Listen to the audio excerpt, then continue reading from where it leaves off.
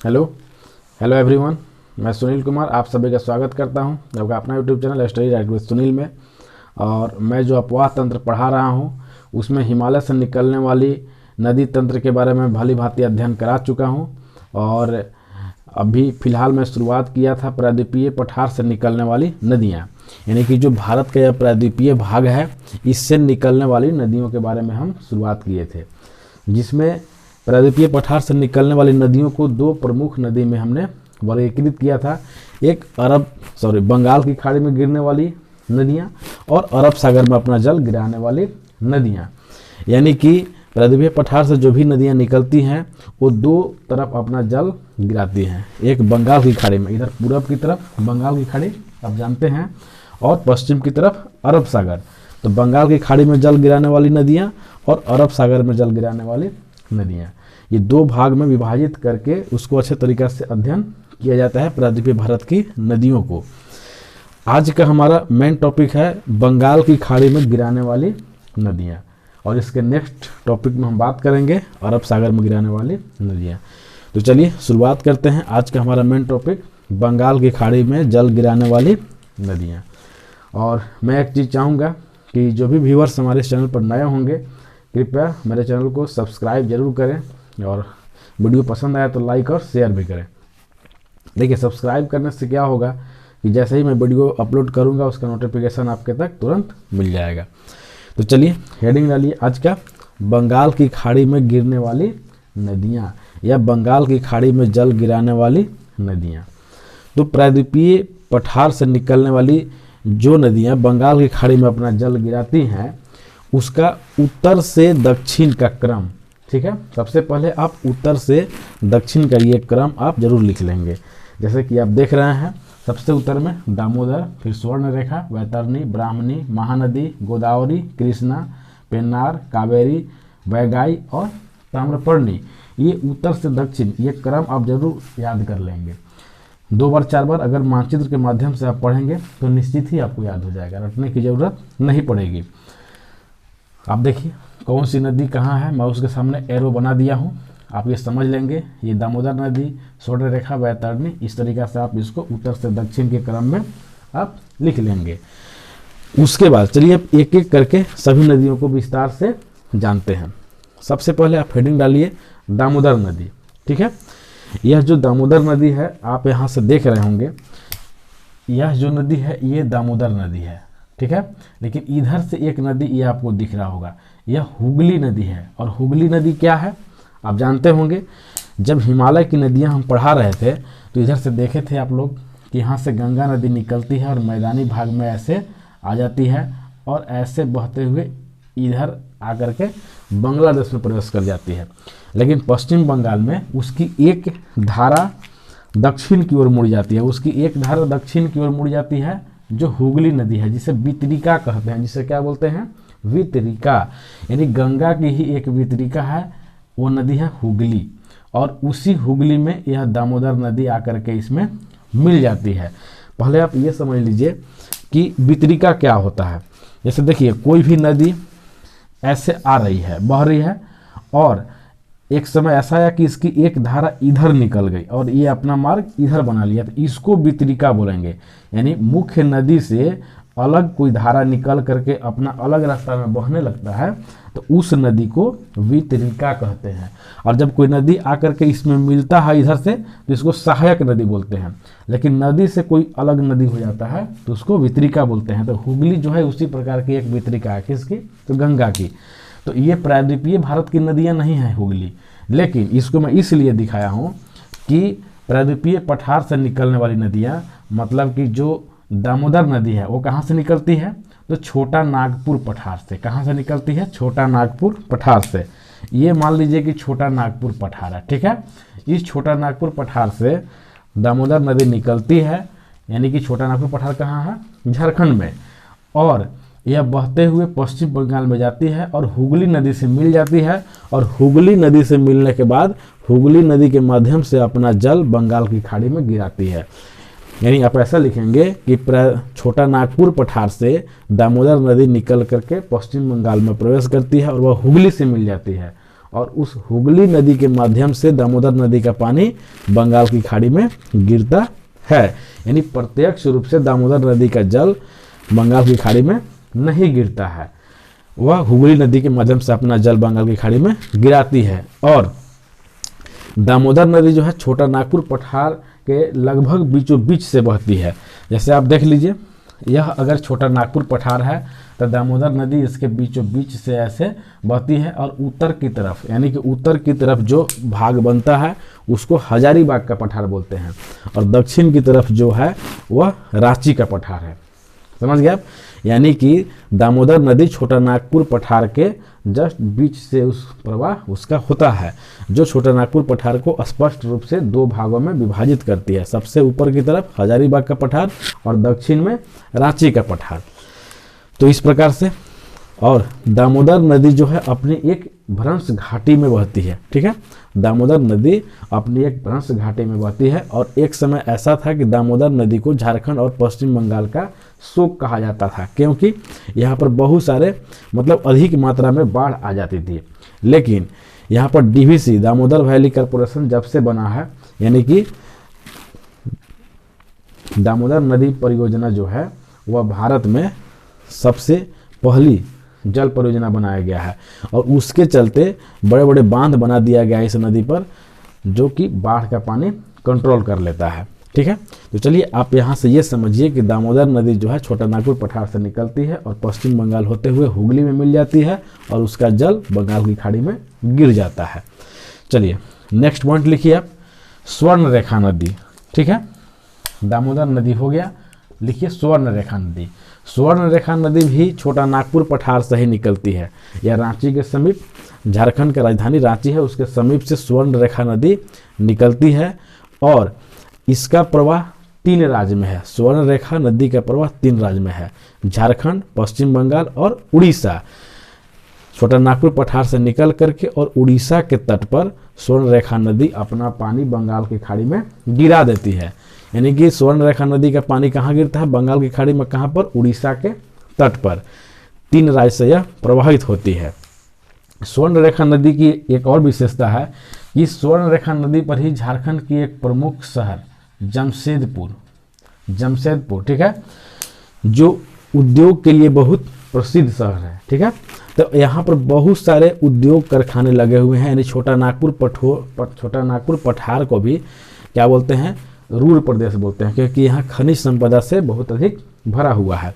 तो यहाँ पर जमशेदपुर एक शहर है, वह स्वर्ण रेखा नदी के तट पर ही बसा हुआ है, और वहाँ पर बहुत सारे फैक्ट्री लगे हुए हैं, औद्योगिक इकाई लगे हुए हैं, जिसके चलते उस औद्योगिक इकाई से निकलने वाले जो भी हानिकारक या रासायनिक पदार्थ होते हैं, अवशिष्ट जो होते हैं, यानी रासायनिक कचरा जो होते हैं, वह इस नदी में बहा दिया जाता है। किस नदी में? स्वर्ण रेखा नदी में। जिसके कारण स्वर्ण रेखा नदी जो है बहुत प्रदूषित हो गया है।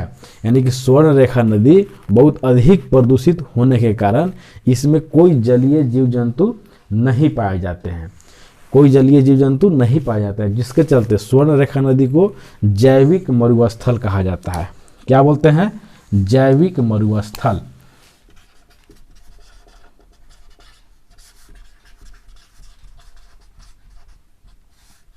स्वर्ण रेखा नदी को क्या कहा जाता है? जैविक मरुस्थल। प्रश्न, किस नदी को जैविक मरुस्थल कहते हैं भारत में? तो स्वर्ण रेखा नदी को। क्यों? क्योंकि इस नदी के किनारे बहुत सारे उद्योग स्थापित हुए हैं, और उस कारखाने से निकलने वाले जो भी रासायनिक अवशिष्ट होते हैं, रासायनिक कचरा होते हैं, इस नदी में बहा दिया जाता है, जिसके चलते नदी प्रदूषित हो गई है, और प्रदूषित होने के कारण इसमें कोई जलीय जीव नहीं पाए जाते हैं, इसलिए इसको जैविक मरुस्थल कहा जाता है। चलिए नेक्स्ट पॉइंट लिखिए, वैतरणी नदी उड़ीसा के केओंझर पठार से निकलती है। कहाँ से? उड़ीसा के केओंझर पठार से। यह उड़ीसा का केओंझर पठार है, यहाँ से वैतरणी नदी निकलती है, और यह पूर्ण रूप से उड़ीसा का ही नदी है। ठीक है, और यह उड़ीसा के तट पर अपना जल बंगाल की खाड़ी में गिरा देती है। इसके बारे में बस इतना ही आप याद रखेंगे कि वैतरणी नदी उड़ीसा के केओंझर पठार से निकलती है और उड़ीसा तट पर अपना जल बंगाल की खाड़ी में गिरा देती है। बस आगे नेक्स्ट लिखिए, ब्राह्मणी नदी। ठीक है, यह ब्राह्मणी नदी जो है ये भी छोटा नागपुर पठार से ही निकलती है। ब्राह्मणी नदी भी छोटा नागपुर पठार से रांची के समीप से ही निकलती है और यह अपना जल भी उड़ीसा के तट पर गिराती है। तो आप ऐसे लिखेंगे कि छोटा नागपुर पठार से कुल 3 नदियाँ निकलती हैं, ठीक है, महत्वपूर्ण नदियाँ, जैसे कि आप देख रहे हैं दामोदर, ये दामोदर, स्वर्णरेखा और ब्राह्मणी, ये तीनों नदियाँ छोटा नागपुर पठार से निकलती हैं। और वैतरणी उसके बीच में जो छोटी नदी है यह बहुत महत्वपूर्ण हो जाती है। आप इसको नोटिस करके लिखेंगे कि वैतरणी नदी जो है वह उड़ीसा के केवझर पठार से निकलती है और यह पूर्ण रूप से उड़ीसा की ही नदी है। और बाकी यह 3 नदी छोटा नागपुर पठार से निकलती है। आगे नेक्स्ट लिखिए महानदी। महानदी जो है वह छत्तीसगढ़ के दंडकारण्य पठार से निकलती है। यह छत्तीसगढ़ का दंडकारण्य पठार है, यहाँ से महानदी निकलती है और यह भी अपना जल जो है उड़ीसा के तट पर ही गिराती हैं। लेकिन अपना जल उड़ीसा के तट पर गिराने से पहले यह नदी डेल्टा बनाती है। क्या बनाती है? डेल्टा। और कहाँ पर बनाती है? तो कटक में, ठीक है। यह जो क्षेत्र है यह कटक है, यह वाला क्षेत्र कटक में, यानी कटक जो है समुद्र के तट के किनारे नहीं है, उससे अंदर ही है। यानी कि आप ऐसे याद रखेंगे कि महानदी जो है वह छत्तीसगढ़ के दंडकारण्य पठार से निकलती है और उड़ीसा में कटक के पास अपना डेल्टा बनाती है और उसके बाद बंगाल की खाड़ी में अपना जल गिरा देती है। अब डेल्टा क्या होता है इसको समझिए। देखिए जब नदियाँ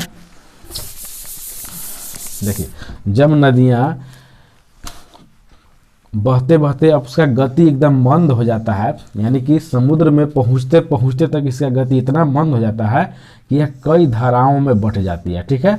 और जब यह कई धाराओं में बढ़ जाता है तो इस प्रकार की आकृति बन जाता है, इसी को डेल्टा कहा जाता है। यानी कि समुद्र अपने मंजिल तक पहुंचने से पहले कुछ दूर पर ही कई धाराओं में बट जाती है और बटने के कारण इस प्रकार की आकृति बन जाती है। बीच बीच में जगह जगह पर ऊंचे उठे हुए टापू की तरह हो जाता है और कई धारा में नदी बहने लगती है। तो ऐसी आकृति को डेल्टा कहा जाता है। तो महानदी भी जो है वह डेल्टा बनाती है। किस जगह बनाती है? तो कटक में, ठीक है। तो ऐसे हुआ कि दंडकारण्य पठार से निकल करके और उड़ीसा में कटक के पास यह महानदी जो है वह डेल्टा बनाती है। इसी में और आगे आप लिखिए कि महानदी जो है वह एक बेसिन नुमा आकृति में प्रवाहित होती है। बेसिन नुमा, बेसिन क्या होता है? देखिए बेसिन जैसे कि आप देखे होंगे जिसमें चेहरा वगैरह फेस वगैरह आदमी धोता है या हाथ धोता है तो बेसिन बना हुआ रहता है ना, ऐसे थाला की तरह, ठीक है।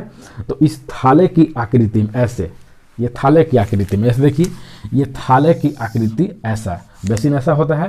तो ऐसा में ही यह महानदी प्रवाहित होती है। मान लीजिए कि यह महानदी है तो यह इस प्रकार की आकृति में प्रवाहित हो रही है। तो महानदी जिस बेसिन में बहती है उसे महानदी बेसिन या छत्तीसगढ़ का बेसिन कहा जाता है, ठीक है। और इसमें क्या होता है कि महानदी बेसिन धान की खेती के लिए प्रसिद्ध होता है।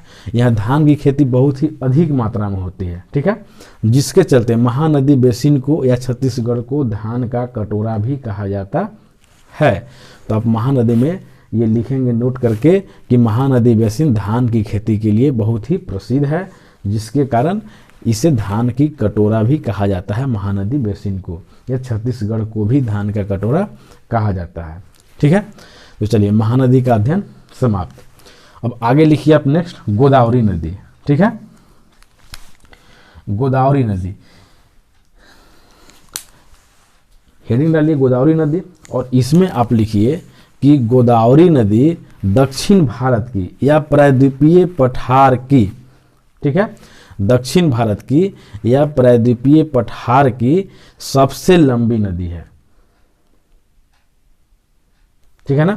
गोदावरी नदी दक्षिण भारत की या प्रायद्वीपीय पठार की सबसे लंबी नदी है, जिसकी लंबाई 1465 किलोमीटर है।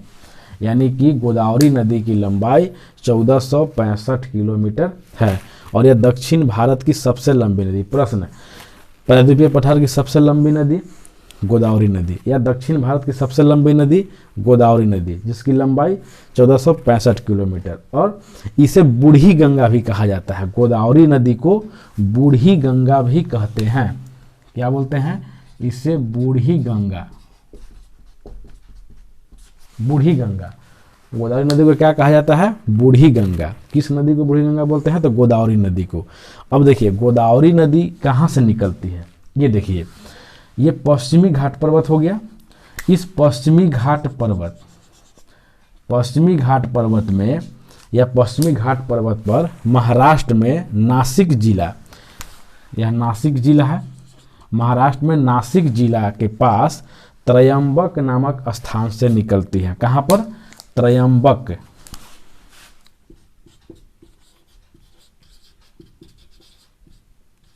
देखिए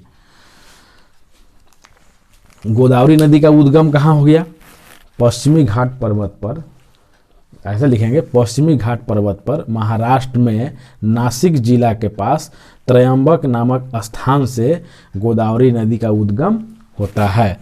और उसके बाद गोदावरी नदी का जल प्रवाह 3 राज्य में है। ठीक है, महाराष्ट्र, गोदावरी नदी का जल प्रवाह 3 राज्य में है, महाराष्ट्र, तेलंगाना और आंध्र प्रदेश। ठीक है, और यह आंध्र प्रदेश में गोदावरी जो है राजमुंदरी के पास डेल्टा बनाती है। ये जो देख रहे हैं यहाँ, ये राजमुंदरी है। राजमुंदरी के पास यह डेल्टा बनाती है। गोदावरी नदी कहाँ डेल्टा बनाती है? राजमुंदरी के पास। महानदी कटक के पास। ठीक है, आप इसको डेल्टा कौन नदी कहाँ बनाती है जरूर याद रखेंगे। महानदी कटक के पास और गोदावरी राजमुंदरी के पास अपना डेल्टा बनाती है। और इसी में आगे लिखिए कि गोदावरी की प्रमुख सहायक नदियाँ, यानी कि गोदावरी की प्रमुख सहायक नदियाँ से एग्जाम में प्रश्न बहुत बार आ जाता है, तो आप इसको जरूर याद कर लेंगे कि गोदावरी की प्रमुख सहायक नदियाँ कौन कौन है। आइए चलिए यहाँ पर लिखवा लेते हैं, आप लिखिए उसको, गोदावरी की प्रमुख सहायक नदियाँ। देखिए तो इस प्रकार से आप इसको लिखिए कि गोदावरी की प्रमुख सहायक नदियाँ इस प्रकार से हैं: प्रवरा, पूर्णा, वेनगंगा, पेनगंगा, प्राणहिता, इंद्रावती और मंजीरा। इसमें सबसे महत्वपूर्ण बात क्या है कि मंजीरा जो है, या जो आप देख रहे हैं मंजीरा, यह गोदावरी की प्रमुख नदी है। इसको ऐसे याद रखेंगे, क्यों? क्योंकि मंजीरा जो है वह गोदावरी में दक्षिण की तरफ से जाकर के मिलती है। मात्र एक ऐसी नदी है जो दक्षिण की तरफ से जाकर के और गोदावरी में मिलती है, और बाकी ये सारे नदियां जितने हैं वह उत्तर की तरफ से आकर के मिलती हैं। किधर से?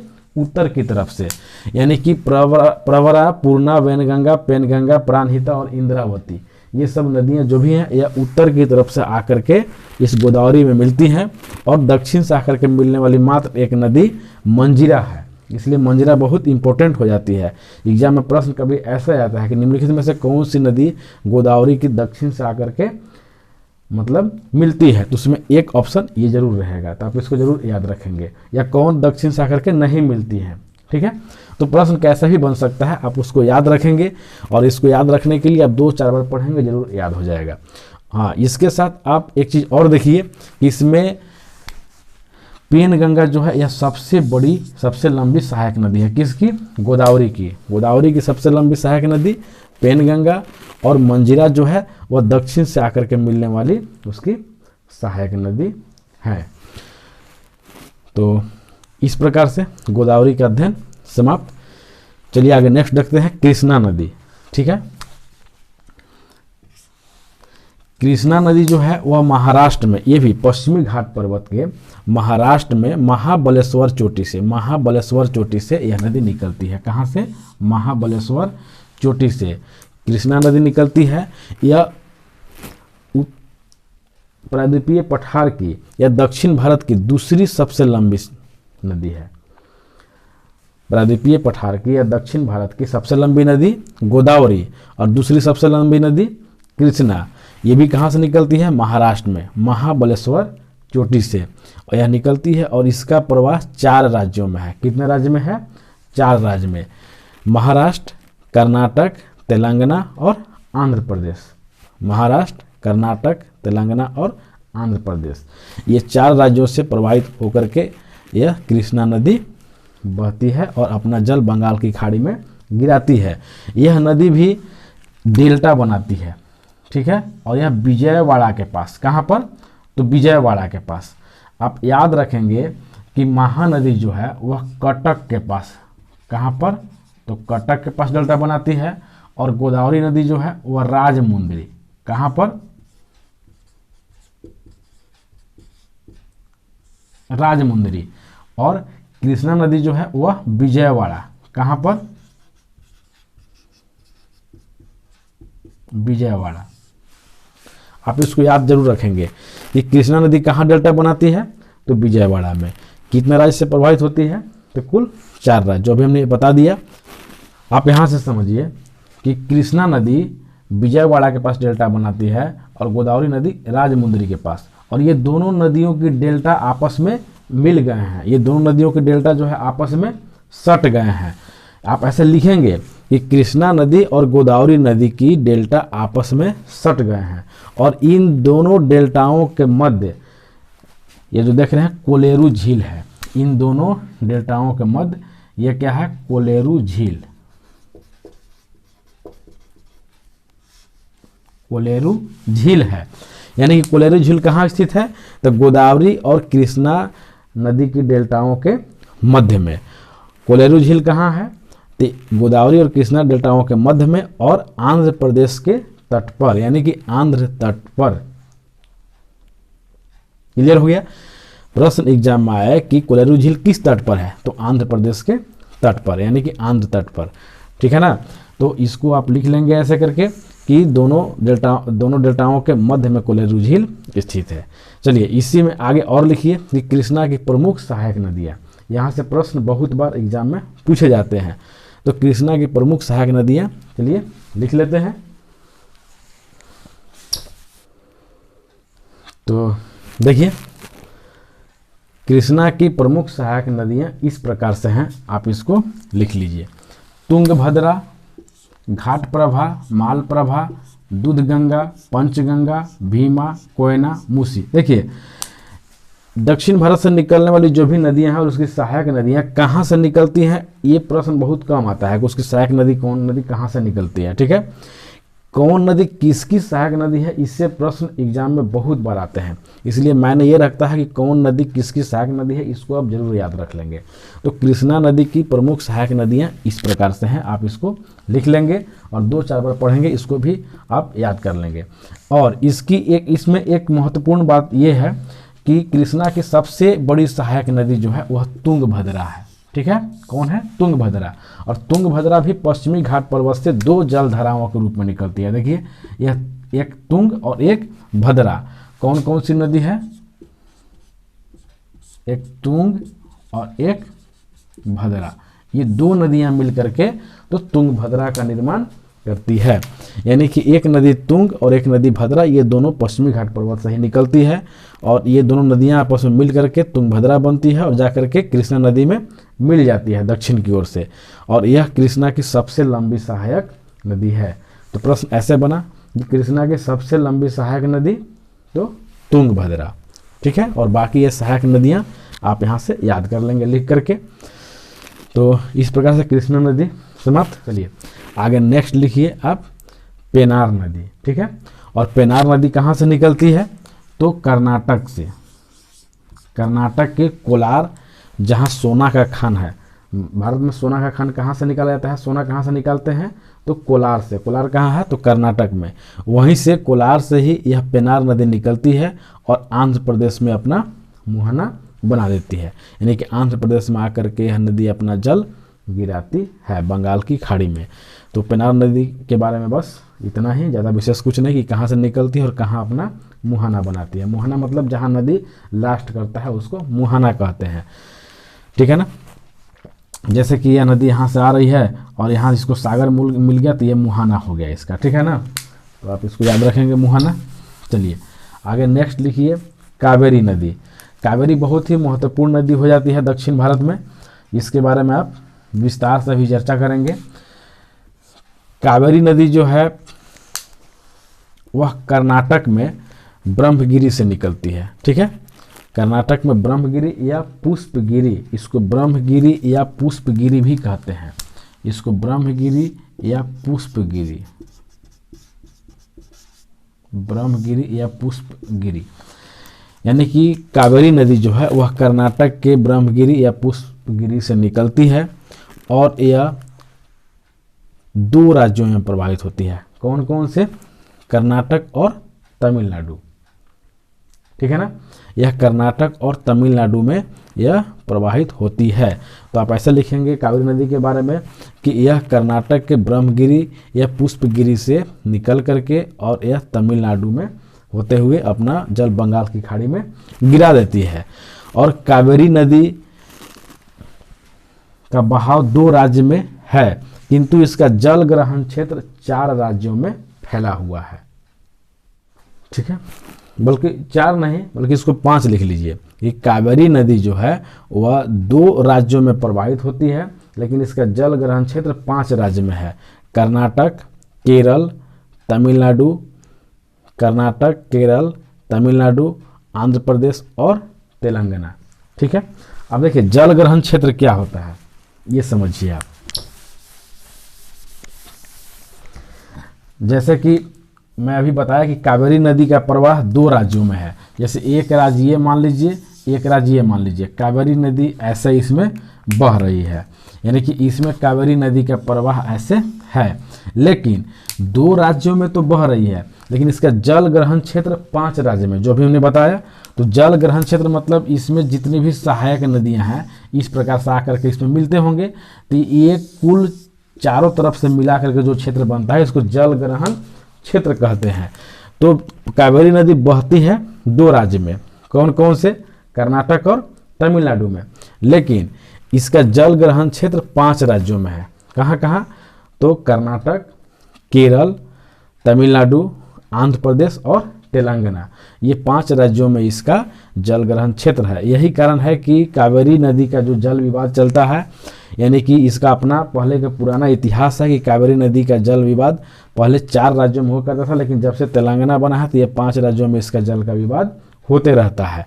तो इस प्रकार से कावेरी नदी के बारे में आप ये जरूर लिखेंगे कि यह 2 राज्यों में इसका प्रवाह है, लेकिन इसका जल ग्रहण क्षेत्र 5 राज्यों में इसका होता है, जिसके चलते इन 5 राज्यों में जल को लेकर के हमेशा विवाद कभी कभी होते रहता है। और सबसे महत्वपूर्ण कावेरी नदी इसलिए हो जाता है, जो भी मैंने बताया था, कि पूरे प्रायद्वीपीय पठार से निकलने वाली जितनी भी नदियां हैं, ठीक है, आप देख रहे होंगे प्रायद्वीपीय पठार से निकलने वाली जितनी भी नदियां हैं ये सभी मौसमी हैं, अर्थात मौसम जिस मौसम में बरसात होती है नदियों का जल स्तर काफ़ी अच्छा हो जाता है, लेकिन जैसे ही बरसात समाप्त होती है धीरे धीरे बहुत नदियों का पानी का जल स्तर एकदम नीचा हो जाता है, यानी कि कम हो जाता है, या कुछ नदियों का जल तो पूर्णतः रूप से सूख भी जाता है। तो इस प्रकार से प्रायद्वीपीय पठार से निकलने वाली नदियों का ये एक विशेष गुण होता है, यानी कि हिमालय से निकलने नदियाँ वर्ष भर बहती हैं, पूरे सालों भर निरंतर बहते रहती है, लेकिन प्रायद्वीपीय पठार से निकलने वाली नदियाँ मौसमी होती हैं। मैं दोनों नदियों को तुलना करके, यानी कि हिमालय से निकलने वाली नदियाँ और प्रायद्वीपीय पठार से निकलने वाली नदियाँ, ये दोनों नदियों को तुलनात्मक अध्ययन मैं इसके पिछले वाले वीडियो में मैं कर लिया हूँ। आप उस वीडियो को जरूर देख लेंगे तो आपको पूरा स्पष्ट समझ में आ जाएगा। फिलहाल आप यहाँ समझिए कि प्रायद्वीपीय पठार से निकलने वाली सभी नदियाँ मौसमी होती हैं, यानी कि वर्ष भर जल नहीं बहता है, या उसका जल का भार में, यानी जल भार में या जल मात्रा में कमी आ जाती है, या तो पूरे सूख जाते हैं कुछ नदियाँ। लेकिन कावेरी एकमात्र ऐसी नदी है दक्षिण भारत की कावेरी एकमात्र ऐसी नदी है, ठीक है ना, जिसे कि दक्षिण की गंगा भी कहते हैं। कावेरी को क्या बोलते हैं? दक्षिण की गंगा भी बोलते हैं इसको। ठीक है ना। तो कावेरी नदी को दक्षिण की गंगा भी कहते हैं। और इसकी एक विशेषता और है कि कावेरी नदी धान की खेती यानी कावेरी नदी घाटी जो होता है वह धान की खेती के लिए बहुत प्रसिद्ध है। कावेरी नदी के आसपास जो भी क्षेत्र होता है यह धान की खेती के लिए बहुत ही काफ़ी प्रसिद्ध होता है, इसलिए इसे दक्षिण भारत की धान का कटोरा कहा जाता है। यानी कि दक्षिण भारत की धान का कटोरा, rice bowl of South India, rice bowl of South India भी इसको कहा जाता है, या दक्षिण का उद्यान भी कहा जाता है, गार्डन ऑफ साउथ। किसको? कावेरी नदी को। अब समझ गए? ये दोनों पॉइंट लिख लेंगे कि कावेरी नदी को दक्षिण भारत की धान का कटोरा कहते हैं और इसे दक्षिण भारत का उद्यान भी कहा जाता है, यानी दक्षिण का उद्यान भी कहा जाता है। और सबसे महत्वपूर्ण विशेषता कावेरी नदी का है, जो भी मैं बता रहा था कि ये प्रायद्वीपीय पठार से निकलने वाली जो भी नदियां हैं सब मौसमी होती हैं, लेकिन कावेरी नदी जो होती है इसका वर्ष भर जल का प्रवाह होता है, यानी वर्षवाहिनी। यह नदी कैसा है? वर्षवाहिनी। ये इसकी प्रमुख विशेषता है कि प्रायद्वीपीय पठार की नदियां होते हुए भी यह नदियां वर्षवाहिनी है, यानी कि सालों भर इसमें जल स्तर अच्छा तरीका से बना रहता है, यानी कि जल स्तर पूरा भरा होता है। इसके पीछे क्या कारण है? तो कावेरी नदियों को वर्षवाहिनी होने के पीछे ये कारण, प्रमुख कारण ये है कि यहाँ वर्षा जल दो तरीके से प्राप्त होते हैं। ठीक है, यानी कि यहाँ वर्षा जल दो तरीके से इसको मिलते रहता है कावेरी नदी को, इसलिए इसमें पानी की कमी कभी नहीं हो पाती है। अब दो तरीके से कैसे मिलता है आइए यहाँ पर समझते हैं। देखिए, सबसे महत्वपूर्ण बात क्या है कि हमारे देश में वर्षा कब होती है? हमारे देश में वर्षा कब होती है? जब मानसून आता है, और मानसून गर्मी के बाद, ठीक है ना, यानी गर्मी के बाद जून के आसपास हमारे देश में मानसून प्रवेश करता है। कौन सी मानसून? दक्षिण पश्चिम मानसून। यानी कि कावेरी नदी जो ऐसे बहती है इस प्रकार से, यानी कि कावेरी नदी जब बहती है तो यह ऊपर वाला भाग, ठीक है, ऊपरी जल ग्रहण क्षेत्र, इसको बोलते हैं ऊपरी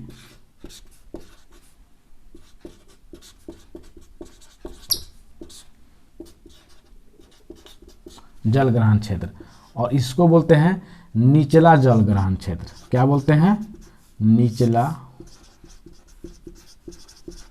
जल ग्रहण क्षेत्र। यानी कि कावेरी नदी को दो भाग में बांट दिए, जैसे ये भाग में बांट दिए तो ऊपर वाला ऊपरी जल ग्रहण क्षेत्र, ये सभी ऊपरी जल ग्रहण क्षेत्र हो गया, और नीचे वाला निचला जल ग्रहण क्षेत्र। ये दो भाग में कावेरी नदी को बांट करके अभी समझते हैं कि कैसे इसमें दो तरीका से जल प्राप्त होता है। यानी कि कावेरी नदी में दो प्रकार से वर्षा जल प्राप्त होता है, एक उत्तरी दक्षिणी पश्चिमी मानसून। कौन से मानसून से? तो दक्षिणी पश्चिमी मानसून, और एक उत्तरी पूर्वी मानसून। अब ये क्या होता है? देखिए, जब भारत में पहले जून में कहाँ पर मानसून प्रवेश करता है? तो केरल में। इस केरल के तट पर सबसे पहले भारत में मानसून प्रवेश करती है और यहाँ पर खूब वर्षा कराती है। और यह कब? गर्मी के बाद, यानी कि बरसात के मौसम में जैसे ही जून में प्रारंभ होता है तो सबसे पहले मानसून, इधर देखिए नीचे वाला भाग क्या है? नीचे वाला इधर दक्षिण और इधर पश्चिम, तो इधर से जो हवा जाएगी, इधर से जो हवा जाती है इसको दक्षिण पश्चिम हवा बोलते हैं। क्या बोलते हैं? दक्षिण पश्चिम मानसून। तो दक्षिण पश्चिम मानसून जब यह केरल के तट से टकराती है तो यहाँ पर खूब वर्षा होता है। ठीक है, तो जिसके चलते यह दक्षिण पश्चिम मानसून यानी कि गर्मी के बाद वाला जो बरसात के मौसम जो हमारे भारत में होता है, तो उसके चलते यहाँ पर खूब बारिश होती है और इसमें इसको जल की मात्रा काफ़ी अधिक मिल जाता है। यानी कि यह नदी जो है जल ग्रहण कब करती है? तो जून जुलाई अगस्त में, ये बरसात के टाइम में, यानी कि गर्मी के बाद वाला मौसम में। किस मानसून के द्वारा? तो दक्षिण पश्चिम मानसून के द्वारा, यानी कि ऊपरी जल ग्रहण क्षेत्र में, कावेरी नदी के ऊपरी जल ग्रहण क्षेत्र में यह दक्षिणी पश्चिमी मानसून से वर्षा प्राप्त होता है। ठीक है, और उसके बाद जब बरसात का मौसम समाप्त होता है तो बाकी नदियों में जल धीरे धीरे कम होने लगता है। लेकिन इस नदी में क्या होता है कि जब भारत में, ये प्रायद्वीपीय भारत में यानी कि दक्षिण भारत में सिर्फ एक जगह ही शीत ऋतु में वर्षा होती है। और शीत ऋतु में भारत में वर्षा कैसे होती है? तो उत्तर पूर्वी मानसून के कारण। किसके चलते? उत्तर पूर्वी मानसून के कारण। यानी कि जब इधर से हवा जब आएगी उत्तर और पूरब की तरफ, इधर देखिए पूरब, उधर उत्तर, तो इधर से जो मानसून हवा यानी कि बंगाल की खाड़ी के ऊपर से जो जल ग्रहण करके मानसून हवाएं आएगी इसमें, तो यहाँ पर टकराती हैं। इस प्रकार से देखिए, ऐसे अगर यहाँ से मानसूनी हवा बंगाल की खाड़ी के ऊपर से आती है तो देखिए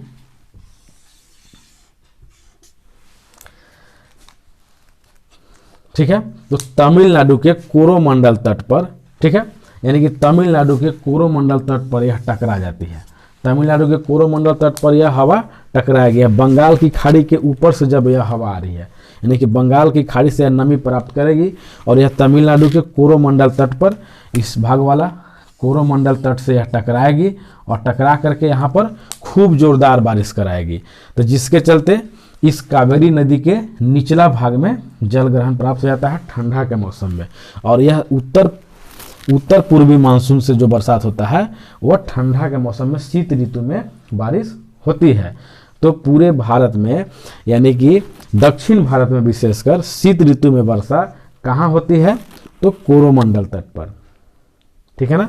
यानी कि तमिलनाडु के कोरोमंडल तट पर वर्षा शीत ऋतु में किस मानसून के कारण होती है? वैसे मानसून के बारे में विशेष मैं चर्चा अलग से करूंगा जब मैं जलवायु चैप्टर पढ़ाऊंगा। अभी फिलहाल आप इसको इतना समझिए कि भारत में, दक्षिण भारत में कोरोमंडल तट पर उत्तर पूर्वी मानसून के कारण वर्षा होती है। और यह उत्तर पूर्वी मानसून बंगाल की खाड़ी से नमी ग्रहण करती है और यह दक्षिण पश्चिमी मानसून अरब सागर से नमी ग्रहण करती है और जल यानी कि वर्षा कराती है। तो इस प्रकार इस कावेरी नदी में 2 बार वर्षा का जल प्राप्त होता है, एक गर्मी के बाद बरसात वाला मौसम में ऊपरी जल ग्रहण क्षेत्र में और निचला जल ग्रहण क्षेत्र में शीत ऋतु में होने वाले वर्षा के कारण। यही कारण है कि कावेरी नदी वर्ष भर निरंतर बहते रहती है, यानी कि उसका जल स्तर हमेशा बना रहता है, जल स्तर में कभी गिरावट नहीं हो पाता है। समझ गए?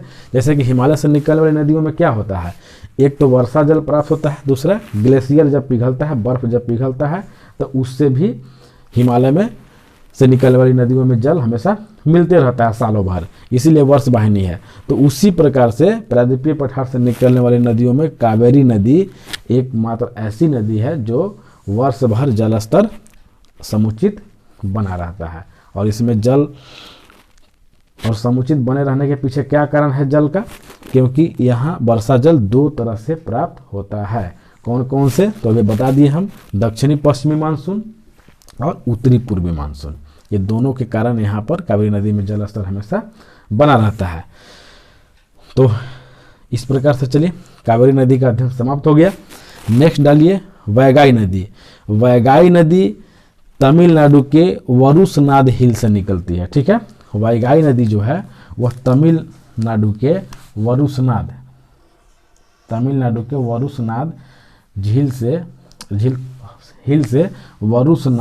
से निकलती है और रामेश्वरम के नज़दीक, रामेश्वरम जो द्वीप है इसके नज़दीक, रामेश्वरम के नज़दीक पाक की खाड़ी में अपना जल गिराती है। यह पाक की खाड़ी है, ठीक है। क्या है?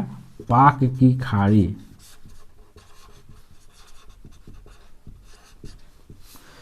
खाड़ी क्या होता है, चैनल क्या होता है, मैं इसके बारे में अलग से चर्चा करूंगा। आप इसको समझिए कि पाक की खाड़ी में यानी कि वरुसनाद हिल से निकल करके तमिलनाडु के वरुसनाद हिल से निकलती है कौन नदी?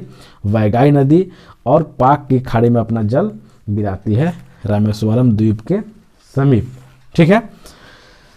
चलिए अगस्त मलाई चोटी से, यानी कि आप जानते होंगे जब मैं भारत के भौतिक स्वरूप पढ़ाया हूँ, अगर उसको आप देखे होंगे तो आप जरूर जानते होंगे, और नहीं तो उस वीडियो को जरूर देख लेंगे मेरा प्लेलिस्ट में जा करके। मैं ये बता रहा हूँ कि दक्षिण भारत की या प्रायद्वीपीय पठार की या पश्चिमी घाट पर्वत की सबसे दक्षिणी पहाड़ी कौन सी है?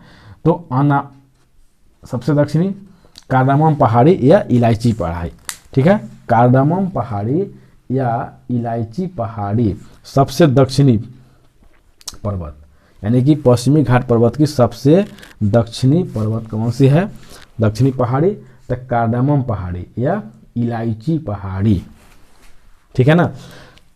चलिए इसको हम लिख देते हैं। देखिए कार्डामम पहाड़ी, कार्डामम पहाड़ी या इलायची पहाड़ी, यहीं पर अगस्त्यमलाई चोटी है, उसी चोटी से ताम्रपर्णी नदी निकलती है। कौन सी नदी निकलती है, ताम्रपर्णी नदी निकलती है, यानी कि तमिलनाडु के पश्चिमी घाट पर्वत की सबसे दक्षिणी पहाड़ी कार्डामम पहाड़ी के अगस्त्यमलाई चोटी से, सबसे दक्षिणी पहाड़ी कार्डामम पहाड़ी है, उसकी अगस्त्यमलाई चोटी है, उसी चोटी से ताम्रपर्णी नदी निकलती है और अपना जल मन्नार की खाड़ी में गिराती है। कहाँ पर, मन्नार की खाड़ी में। देखिए यह जो रामेश्वरम द्वीप है, यहाँ से आप देखते होंगे कि राम सेतु जो द्वीप के रूप में है और इस प्रकार से मान के चलिए कि ये श्रीलंका है, ठीक है। तो यहाँ राम सेतु जो बना हुआ है, जो जिसको एडम्स ब्रिज भी कहा जाता है, ठीक है ना। तो यह राम सेतु रामेश्वरम द्वीप के आगे जो बना हुआ है श्रीलंका तक, इस द्वीप तक, तो यह जो भाग है इसके उस पार वाला को, इस वाले क्षेत्र को पाक की खाड़ी बोलते हैं और इस वाले क्षेत्र को मन्नार की खाड़ी बोलते हैं। तो वैगाई नदी जो है वह पाक की खाड़ी में अपना जल गिराती है और ताम्रपर्णी नदी जो है वह मन्नार की खाड़ी में। कहाँ पर, मन्नार की खाड़ी में, ठीक है ना। यानी कि ताम्रपर्णी नदी मन्नार की खाड़ी में अपना जल गिराती है और वैगाई नदी पाक की खाड़ी में अपना जल गिराती है। तो इस प्रकार से ये बंगाल की खाड़ी में जल गिराने वाली नदियों का अध्ययन समाप्त हुआ। तो मैं उम्मीद करता हूँ कि आपको ये वीडियो ज़रूर पसंद आया होगा और हाँ, ये टॉपिक अगर आपको पसंद आया होगा तो लाइक ज़रूर कीजिएगा और अपने दोस्तों को शेयर भी कीजिएगा। और मैं एक चीज़ ज़रूर कहूँगा, अगर वीडियो पसंद आए और आप हमारे चैनल पर नए आए हैं तो मेरे चैनल को सब्सक्राइब ज़रूर करें। और सब्सक्राइब करने से आपका तो कुछ नहीं होगा, लेकिन मुझे मोटिवेशन मिलेगा और आपको मतलब बेनिफिट तो होगा, ठीक है, कुछ जाएगा नहीं मतलब, लेकिन बेनिफिट निश्चित होगा। जैसे ही मैं वीडियो अपलोड करूँगा आप एक भी वीडियो से वंचित नहीं होंगे और तुरंत उसका नोटिफिकेशन आपके तक मिल जाएगा। तो चलिए आज के लिए इतना ही, फिर अगले वीडियो में मिलेंगे अरब सागर में जल गिराने वाली नदियों को लेकर के। तब तक के लिए थैंक यू।